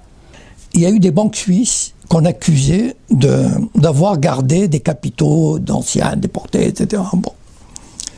Et bon, les Suisses ont dit, bon, on est prêt à faire ce qu'il faut. Ils ont nommé une commission qui allait étudier les dépôts, enfin les dossiers, etc. Et bien les Suisses ont dit, on est prêt à payer. Bon. Mais les communautés juives se sont dit, oulala, non, il faut payer tout de suite, sinon on boycotte, New York boycotte les banques suisses. Voilà. Donc les banques sont affolées, vont dire, bon, on paye. Ils ont payé quelque chose comme 3 ou 4 milliards de dollars. Bon. Et la commission a fait son travail. Seulement, au bout d'un an, elle a établi qu'il y avait à peu près entre 600 millions et 800 millions à payer. Bon, pour les dépôts, etc. Donc, bien sûr qu'il y a des prolongements financiers de cette histoire. C'est une vache à lait, enfin, je veux dire, c'est par milliards. Au lieu d'expliquer le travail d'un historien, comme le travail d'un sociologue ou n'importe quel scientifique, c'est au fond de dire aux Français, regardez, moi c'est ce que je fais dans ma démarche historique, regardez ce que couvre l'opération. Cette opération est une opération qui rend service à l'État, qui est mandatée par l'État. Au service, il faut bien le dire, des banques françaises, des sociétés d'assurance. Et les historiens sont supposés se prêter à cette affaire. Écoutez, on entre dans le même débat dans la même question qu'on a évoquée tout à l'heure. Que sont les historiens de haut rang aujourd'hui? Est-ce que ce sont des éléments auxiliaires de l'appareil d'État? Finalement, oui. On a bien vu qu'il y a des enjeux économiques.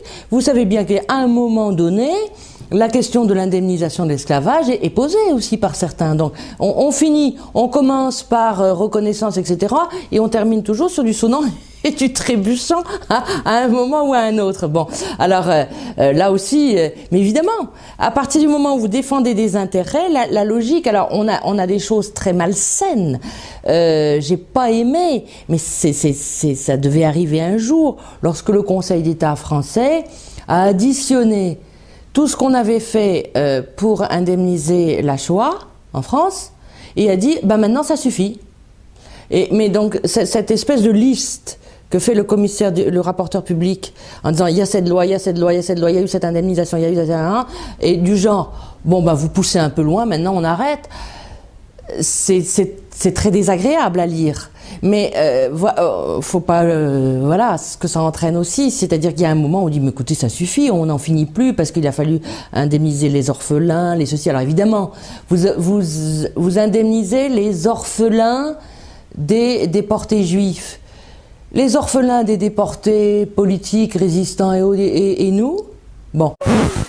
Des fausses victimes de nazis qui s'en mettent plein les poches, c'est une escroquerie qui fait grand bruit à New York. Quelques 5500 personnes ont reçu aux États-Unis plus de 42 millions de dollars d'indemnisation payés par l'Allemagne. 17 personnes ont été inculpées à New York, 6 d'entre elles faisaient partie de l'association Claims Conference qui vient en aide aux victimes de la Shoah. Des compensations allant jusqu'à plus de 400 $ par mois pour des personnes ayant soi-disant vécu dans des camps. Certains des bénéficiaires n'étaient même pas nés à l'époque. Et des employés de Claims Conference prenaient un pourcentage au passage. Yeah, I wrote the book now more than a decade ago. So I don't really talk too much about the Holocaust industry nowadays. When I wrote it, it was basically about two phenomena: the exploitation of the Nazi Holocaust for political reasons, mostly Israel using the Nazi Holocaust to immunize it, to protect it from any criticism. Basically to say after the Jews suffered so terribly during World War II, they shouldn't be held to the same moral and legal standards as other people because of the terrible suffering that they endured, that they should be given special dispensation because of their special suffering.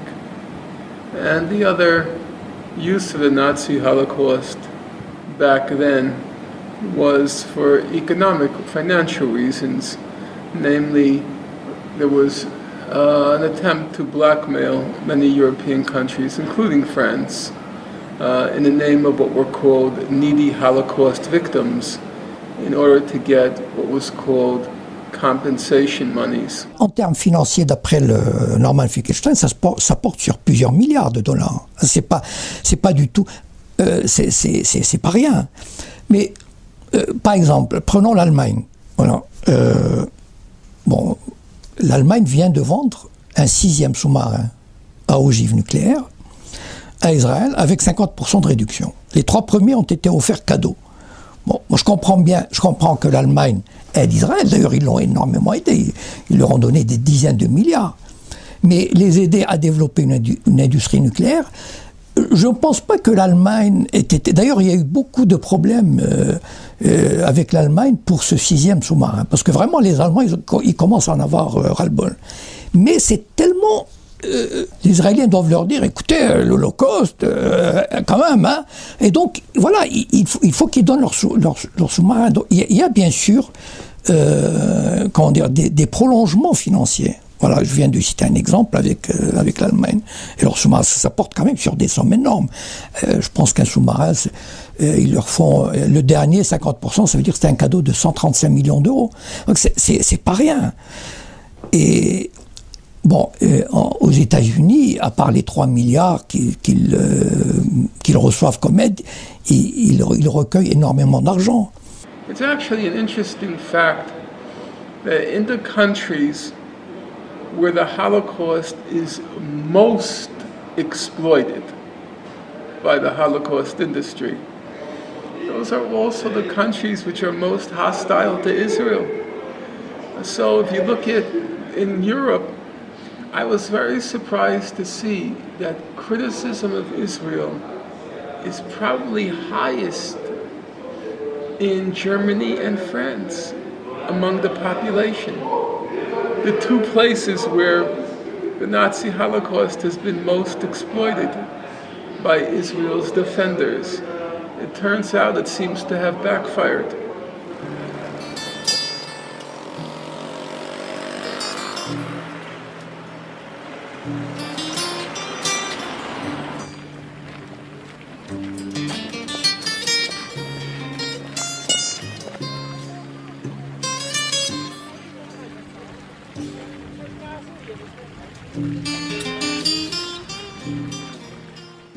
Ans après la loi Guesso, quelles conséquences notoires, quels effets notoires peut-on constater? Je crois que Pierre Nora a eu raison de dire que cette loi a été bien sûr la mère de toutes les autres, car à partir du moment où vous avez une communauté qui est protégée par l'interdiction de dire quelque chose à son sujet, eh bien entendu, d'autres communautés arrivent par derrière et disent « et pourquoi pas moi ?» Et donc on a bien vu, et c'est ce que dit bien Pierre Nora, c'est-à-dire que beaucoup de juristes ont dit « ah mais la loi Guesso c'est particulier parce qu'elle est rédigée effectivement de manière plus juridique que les autres, en ce sens qu'elle fait référence à la négation de crimes qui ont été constatés par un tribunal. Donc il y a un élément plus... disons que l'infraction est plus déterminée, plus définie que dans les autres. Il n'en demeure pas moins que c'est bien la mère de toutes les autres et que chaque communauté qui ensuite a dans son histoire un martyr quelconque veut aussi bénéficier des mêmes dispositions. Et on vient de voir encore récemment que dès le lendemain de la victoire de la gauche au Sénat, dès le lendemain, François Hollande a tout de suite dit, eh bien voilà, puisque la gauche maintenant va être majoritaire au Sénat, eh bien le Sénat va voter la fameuse loi sur la négation la criminalisation de la négation du génocide arménien que le Sénat bloquait depuis un certain nombre d'années. Et donc immédiatement, on voit bien, alors on est en période électorale, hein, donc il s'agit de satisfaire une communauté. Alors il est évident en plus que cette loi, qui était écartée, je vous le rappelle, par le Sénat l'année dernière, revient parce que vous avez une majorité de gauche au Sénat et que pour couper l'herbe sous le pied de cette gauche, Sarkozy a pris l'initiative de cette loi afin de s'assurer les 500 000 voix arméniennes dans les prochaines élections électorales. 24 heures après le vote par l'Assemblée de la proposition de loi sur les génocides, les relations entre les deux pays ne cessent de s'envenimer. En première ligne, le chef du gouvernement turc, Recep Tayyip Erdogan, a entre autres accusé la France de génocide en Algérie. À partir de 1945, la France a massacré 15% de la population algérienne selon les estimations. Ça, c'est un génocide. On brûlait les Algériens dans des fours. Ils étaient des martyrs. La petite leçon d'histoire de Recep Tayyip Erdogan est une véritable provocation pour le président français. Ankara a également gelé toutes ses coopérations diplomatiques, militaires et économiques. Même dans les rangs de l'UMP, la loi ne fait pas l'unanimité. En coulisses, Alain Juppé l'aurait même qualifié de connerie sans nom. Est-ce que vous confirmez ? Là encore, je ne veux pas verser de l'huile sur le feu. Chacun connaît ma position. Je pense que cette initiative n'était pas opportune. Mais bon, le Parlement a voté, il a pris sa décision. Alors que la crise diplomatique s'installe entre la Turquie et la France, une mini-crise couve aussi au sein de la majorité présidentielle. Bon, la loi sur les Arméniens, on voit ça très bien. C'est-à-dire qu'en fonction de la Turquie, en fonction des rapports qu'on a avec la Turquie. D'ailleurs, c'est amusant, en Israël, qui était l'allié de la Turquie, une fois qu'ils ont eu des problèmes, qu'ils étaient pratiquement sur le point de se faire la guerre, le Parlement israélien s'est intéressé à publier une espèce de loi défendant le génocide arménien. Voilà. Donc, en fait, ce sont le gouvernement. C'est ça le problème avec de telles lois. C'est là où on voit que, en fait, c'est en fonction de l'opportunité du moment politique. L'aspect le plus grave, probablement au-delà de l'Arménie, ce sont les possibilités que cette loi va ouvrir de réouvrir toutes les mises en cause de l'histoire nationale elle-même.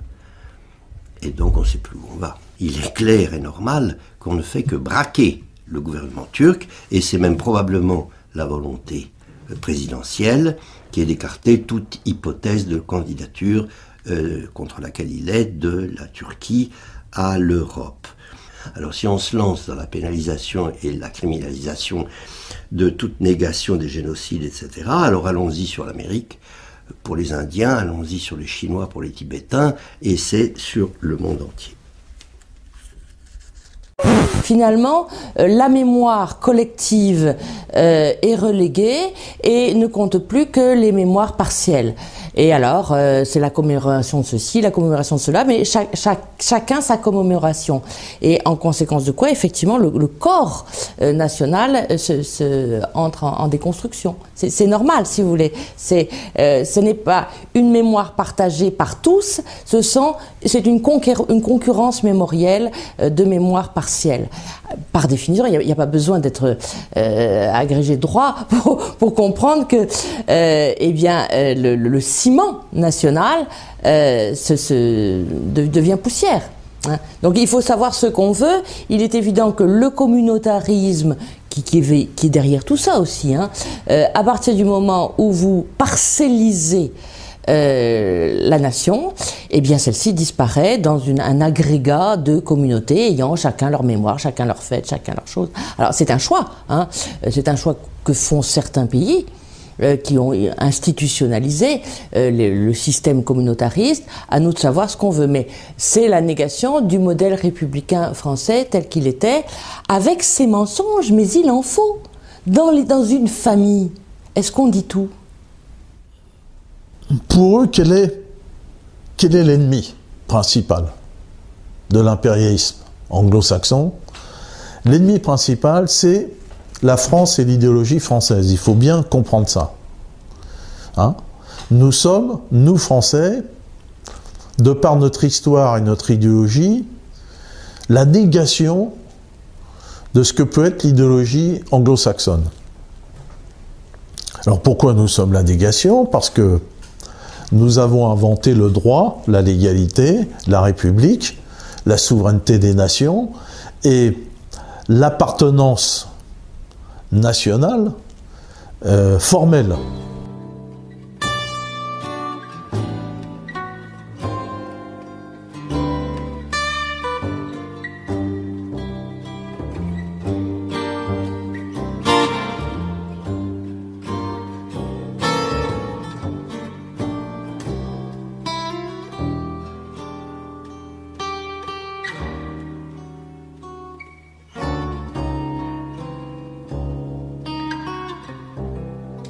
L'idée que le lien social serait purement contractuel, c'est-à-dire d'individus distincts, séparés, déjà tout constitués, bardés de droits, et puis s'adressant à un autre individu et disant, eh bien, nous allons conclure un pacte ensemble. Alors, c'est la grande tradition du contrat social, qui est vénérable. Depuis Rousseau, sa version Montesquieu, mais l'appartenance à une nation, à un corps social, n'est pas fondamentalement contractuelle. Parce que dans un contrat, on peut dire qu'on choisit les autres contractants. Mais nous ne sommes pas choisis mutuellement. Nous trouvons être nés ensemble. Alors, Hannah Arendt avait tourné autour de cette idée du vivre ensemble. Et donc, il y a une sorte de cohésion du vivre ensemble qui est un peu l'équivalent de cette suite que la vie individuelle fait avec elle-même.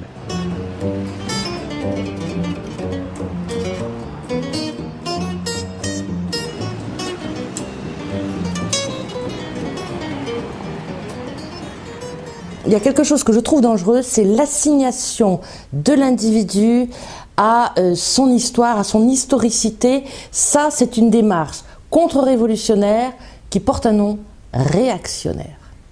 C'est la démarche qui consiste à nier ce que les philosophes des Lumières avaient apporté, ce que la Révolution a apporté, c'est-à-dire nous sommes tous des égaux devant la loi, des gens libres, et nous lâchons nos appartenances. Et je suis très inquiète de voir de plus en plus le mot appartenance figurer dans les textes de loi, et alors on fabrique même un ressenti d'appartenance.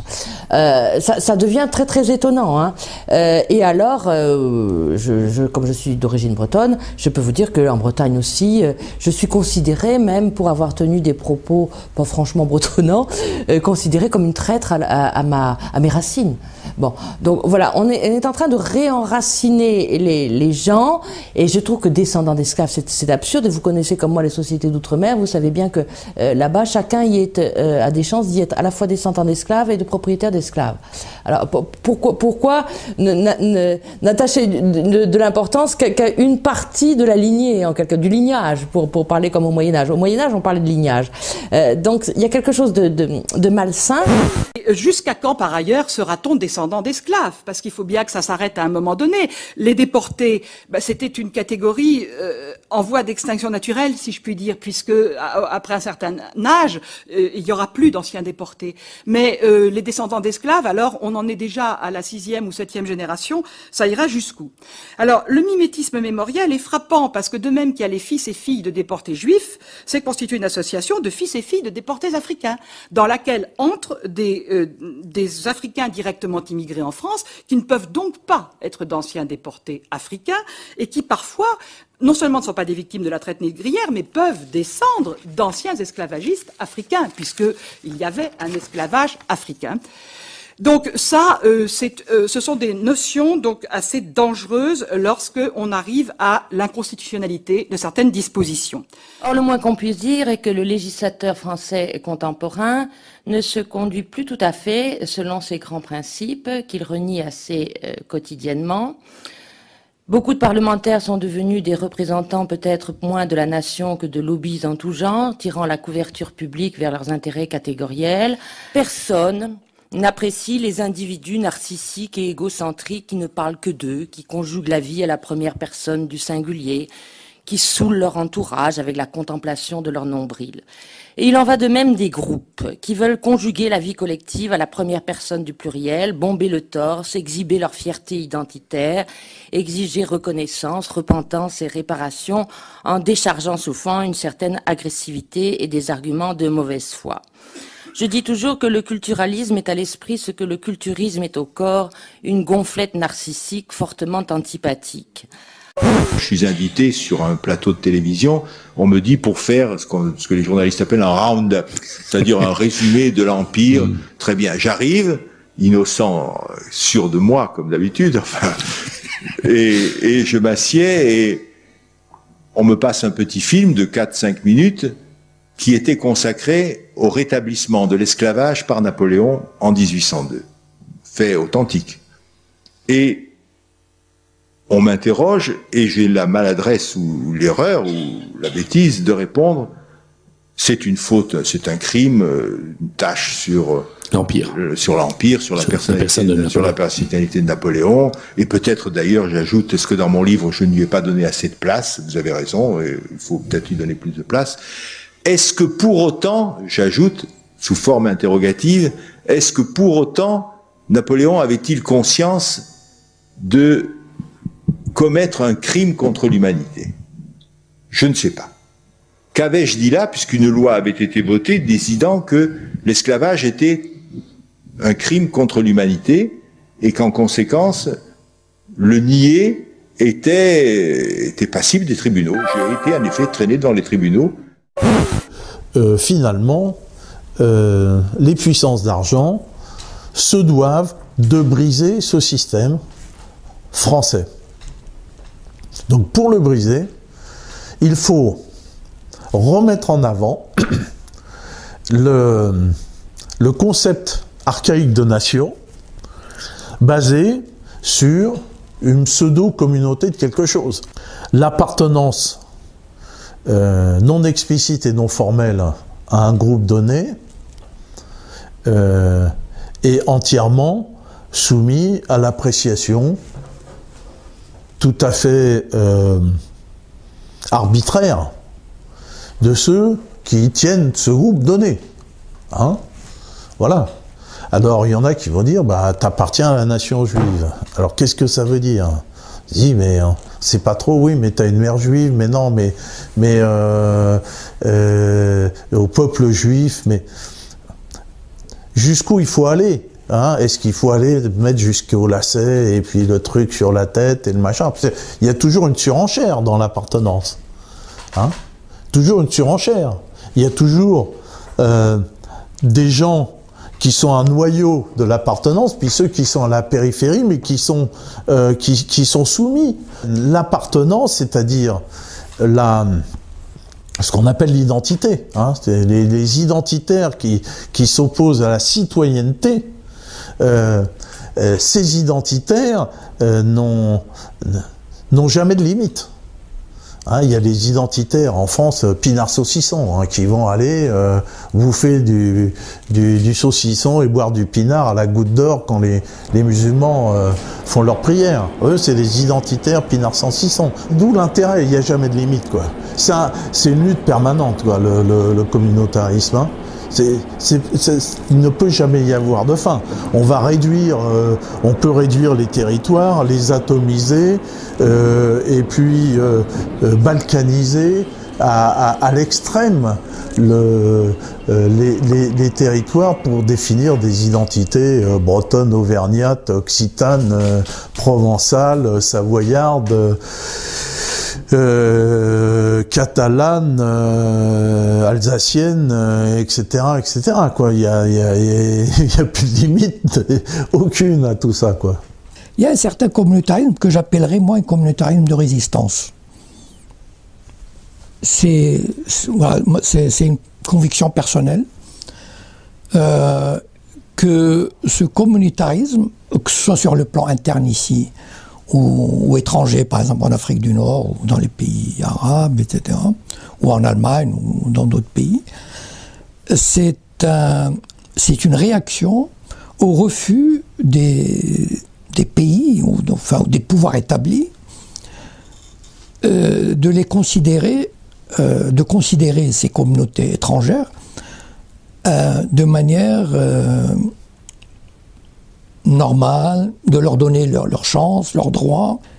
Et c'est vrai que c'est une puissance terrible devant les méfaits d'Israël, par exemple, tous les jours, détruire des maisons, etc. Et en même temps, ces grandes démocraties, qu'on appelle démocratie, ou la communauté internationale, etc., qui veulent imposer leur mode de pensée, soi-disant démocratique, etc. Mais c'est proprement insoutenable. Et moi, ça me fait rigoler, rire un peu jaune, mais enfin bon, disons. En Égypte, ils disent 65% d'islamisme. Mais c'est tout à fait normal.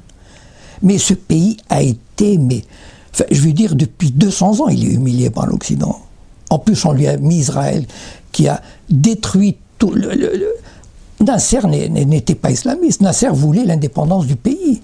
Il voulait nationaliser le canal de Suez. On lui a envoyé l'expédition militaire tripartite, l'Angleterre, la France et Israël, pour le punir d'avoir osé nationaliser le canal de Suez. Vous imaginez l'humiliation d'un peuple grand comme l'Égypte. Et tout ça, et l'Irak, ça a été l'embargo contre l'Irak. Je pense qu'il y a eu tellement de choses qui passaient comme ça chez les peuples ou dans les communautés ici, et qui ne peuvent que favoriser cette espèce de retour, ou je ne sais pas, ou en tout cas d'identification qui permettent de résister. Pour ça, moi je l'appelle le communautarisme de résistance, c'est-à-dire résister à cet envahissement culturel, médiatique, qui est insoutenable. They were trying to find out the answer to George Bush's plaintive question, why do they hate us when we're so good? Where people just don't enjoy being ground to dust under somebody's boot. They don't like it. It leads to hatred. You can avoid, you can indulge in the fantasies if you like, but that's a choice. You certainly don't have to. On importe le conflit du Moyen-Orient, mais de façon très vicieuse, en le faisant ressortir un conflit culturel, si on veut, à propos de la mémoire. Ce qui fait évidemment qu'il y a ce que j'appelle parfois un peu méchamment le sionisme du pauvre, c'est-à-dire qu'il y a des gens qui alors disent, voilà, oui mais quid de la traite des esclaves, quid de la colonisation en Algérie, quid de la guerre d'Algérie, ils veulent alors qu'on sacralise d'autres mémoires. Alors on va passer son temps à passer du passé, il y a l'euro qui s'effondre, nos économies qui sont en perte de vitesse, on va le chapeau en main mendier auprès de la Chine pour qu'elle vienne sauver nos économies, non, mais on ne se rend pas compte du changement historique que ça représente, le fait qu'on aille demander à la Chine de nous aider. En 1910, par là, enfin aux environs de 1910, Lénine a écrit un article qui s'appelle l'Asie avancée, l'Europe arriérée, quelque chose comme ça, qui fustigeait les termes d'un emprunt que les Européens avaient imposé à la Chine, qui à l'époque était en plein déclin, et un siècle plus tard, c'est nous qui avons demandé à la Chine pour demander de nous aider.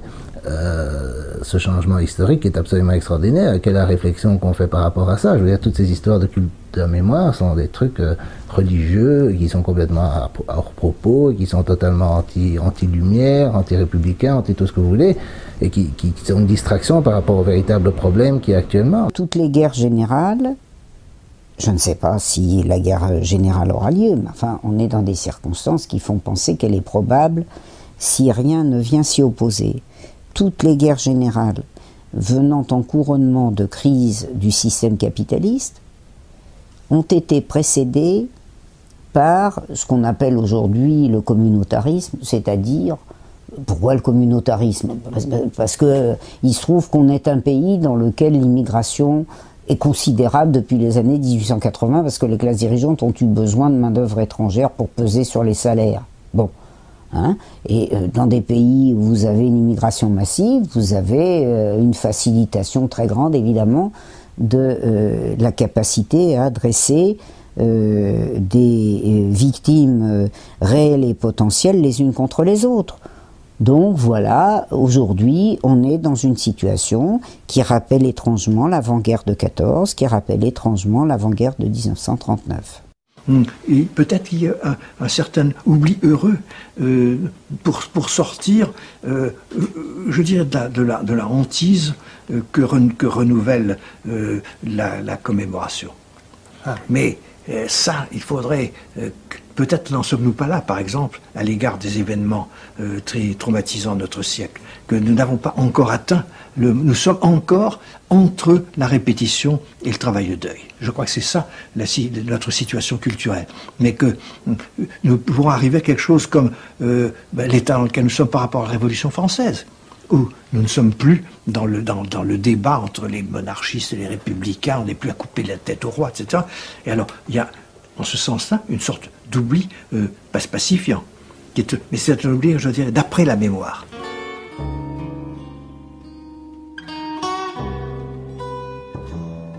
Est-ce que le fait de cultiver des mémoires des victimes, est-ce qu'on est passé aujourd'hui à une politique qui est devenue la politique de la culpabilité Oui, bien sûr. Et est-ce que les implications de cette politique ne sont pas la fin de tout projet collectif? Bien sûr. Parce qu'évidemment, cette gauche qui a abandonné tout dépassement du capitalisme a créé une situation, effectivement, où alors on est dans le jugement sur le passé. Alors on est là, on a l'impression qu'on est à la fin de l'histoire, alors qu'on n'est pas à la fin de l'histoire. On est à la fin de l'histoire, tous les problèmes sont résolus, on se retourne, et alors on retourne le passé. Alors Hitler et Staline, évidemment, c'est des mauvais.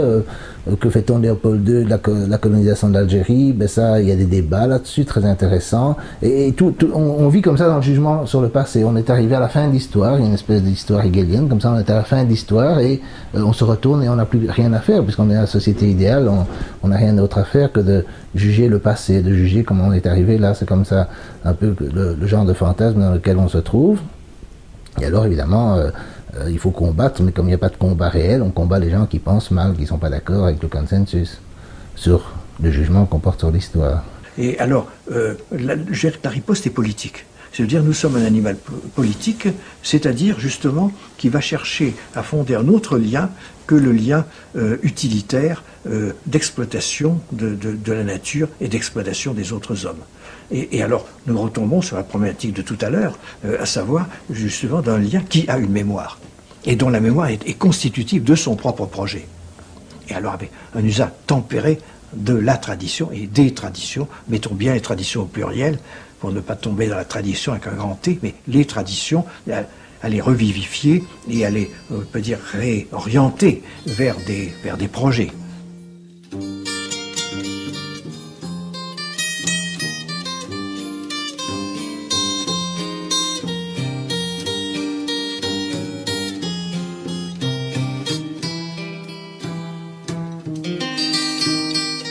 La résolution de la crise, par quelque moyen que ce soit, nous fera passer à une autre étape, mais jusque-là, la vie va être très dure et sans doute encore plus dure pour la pensée critique.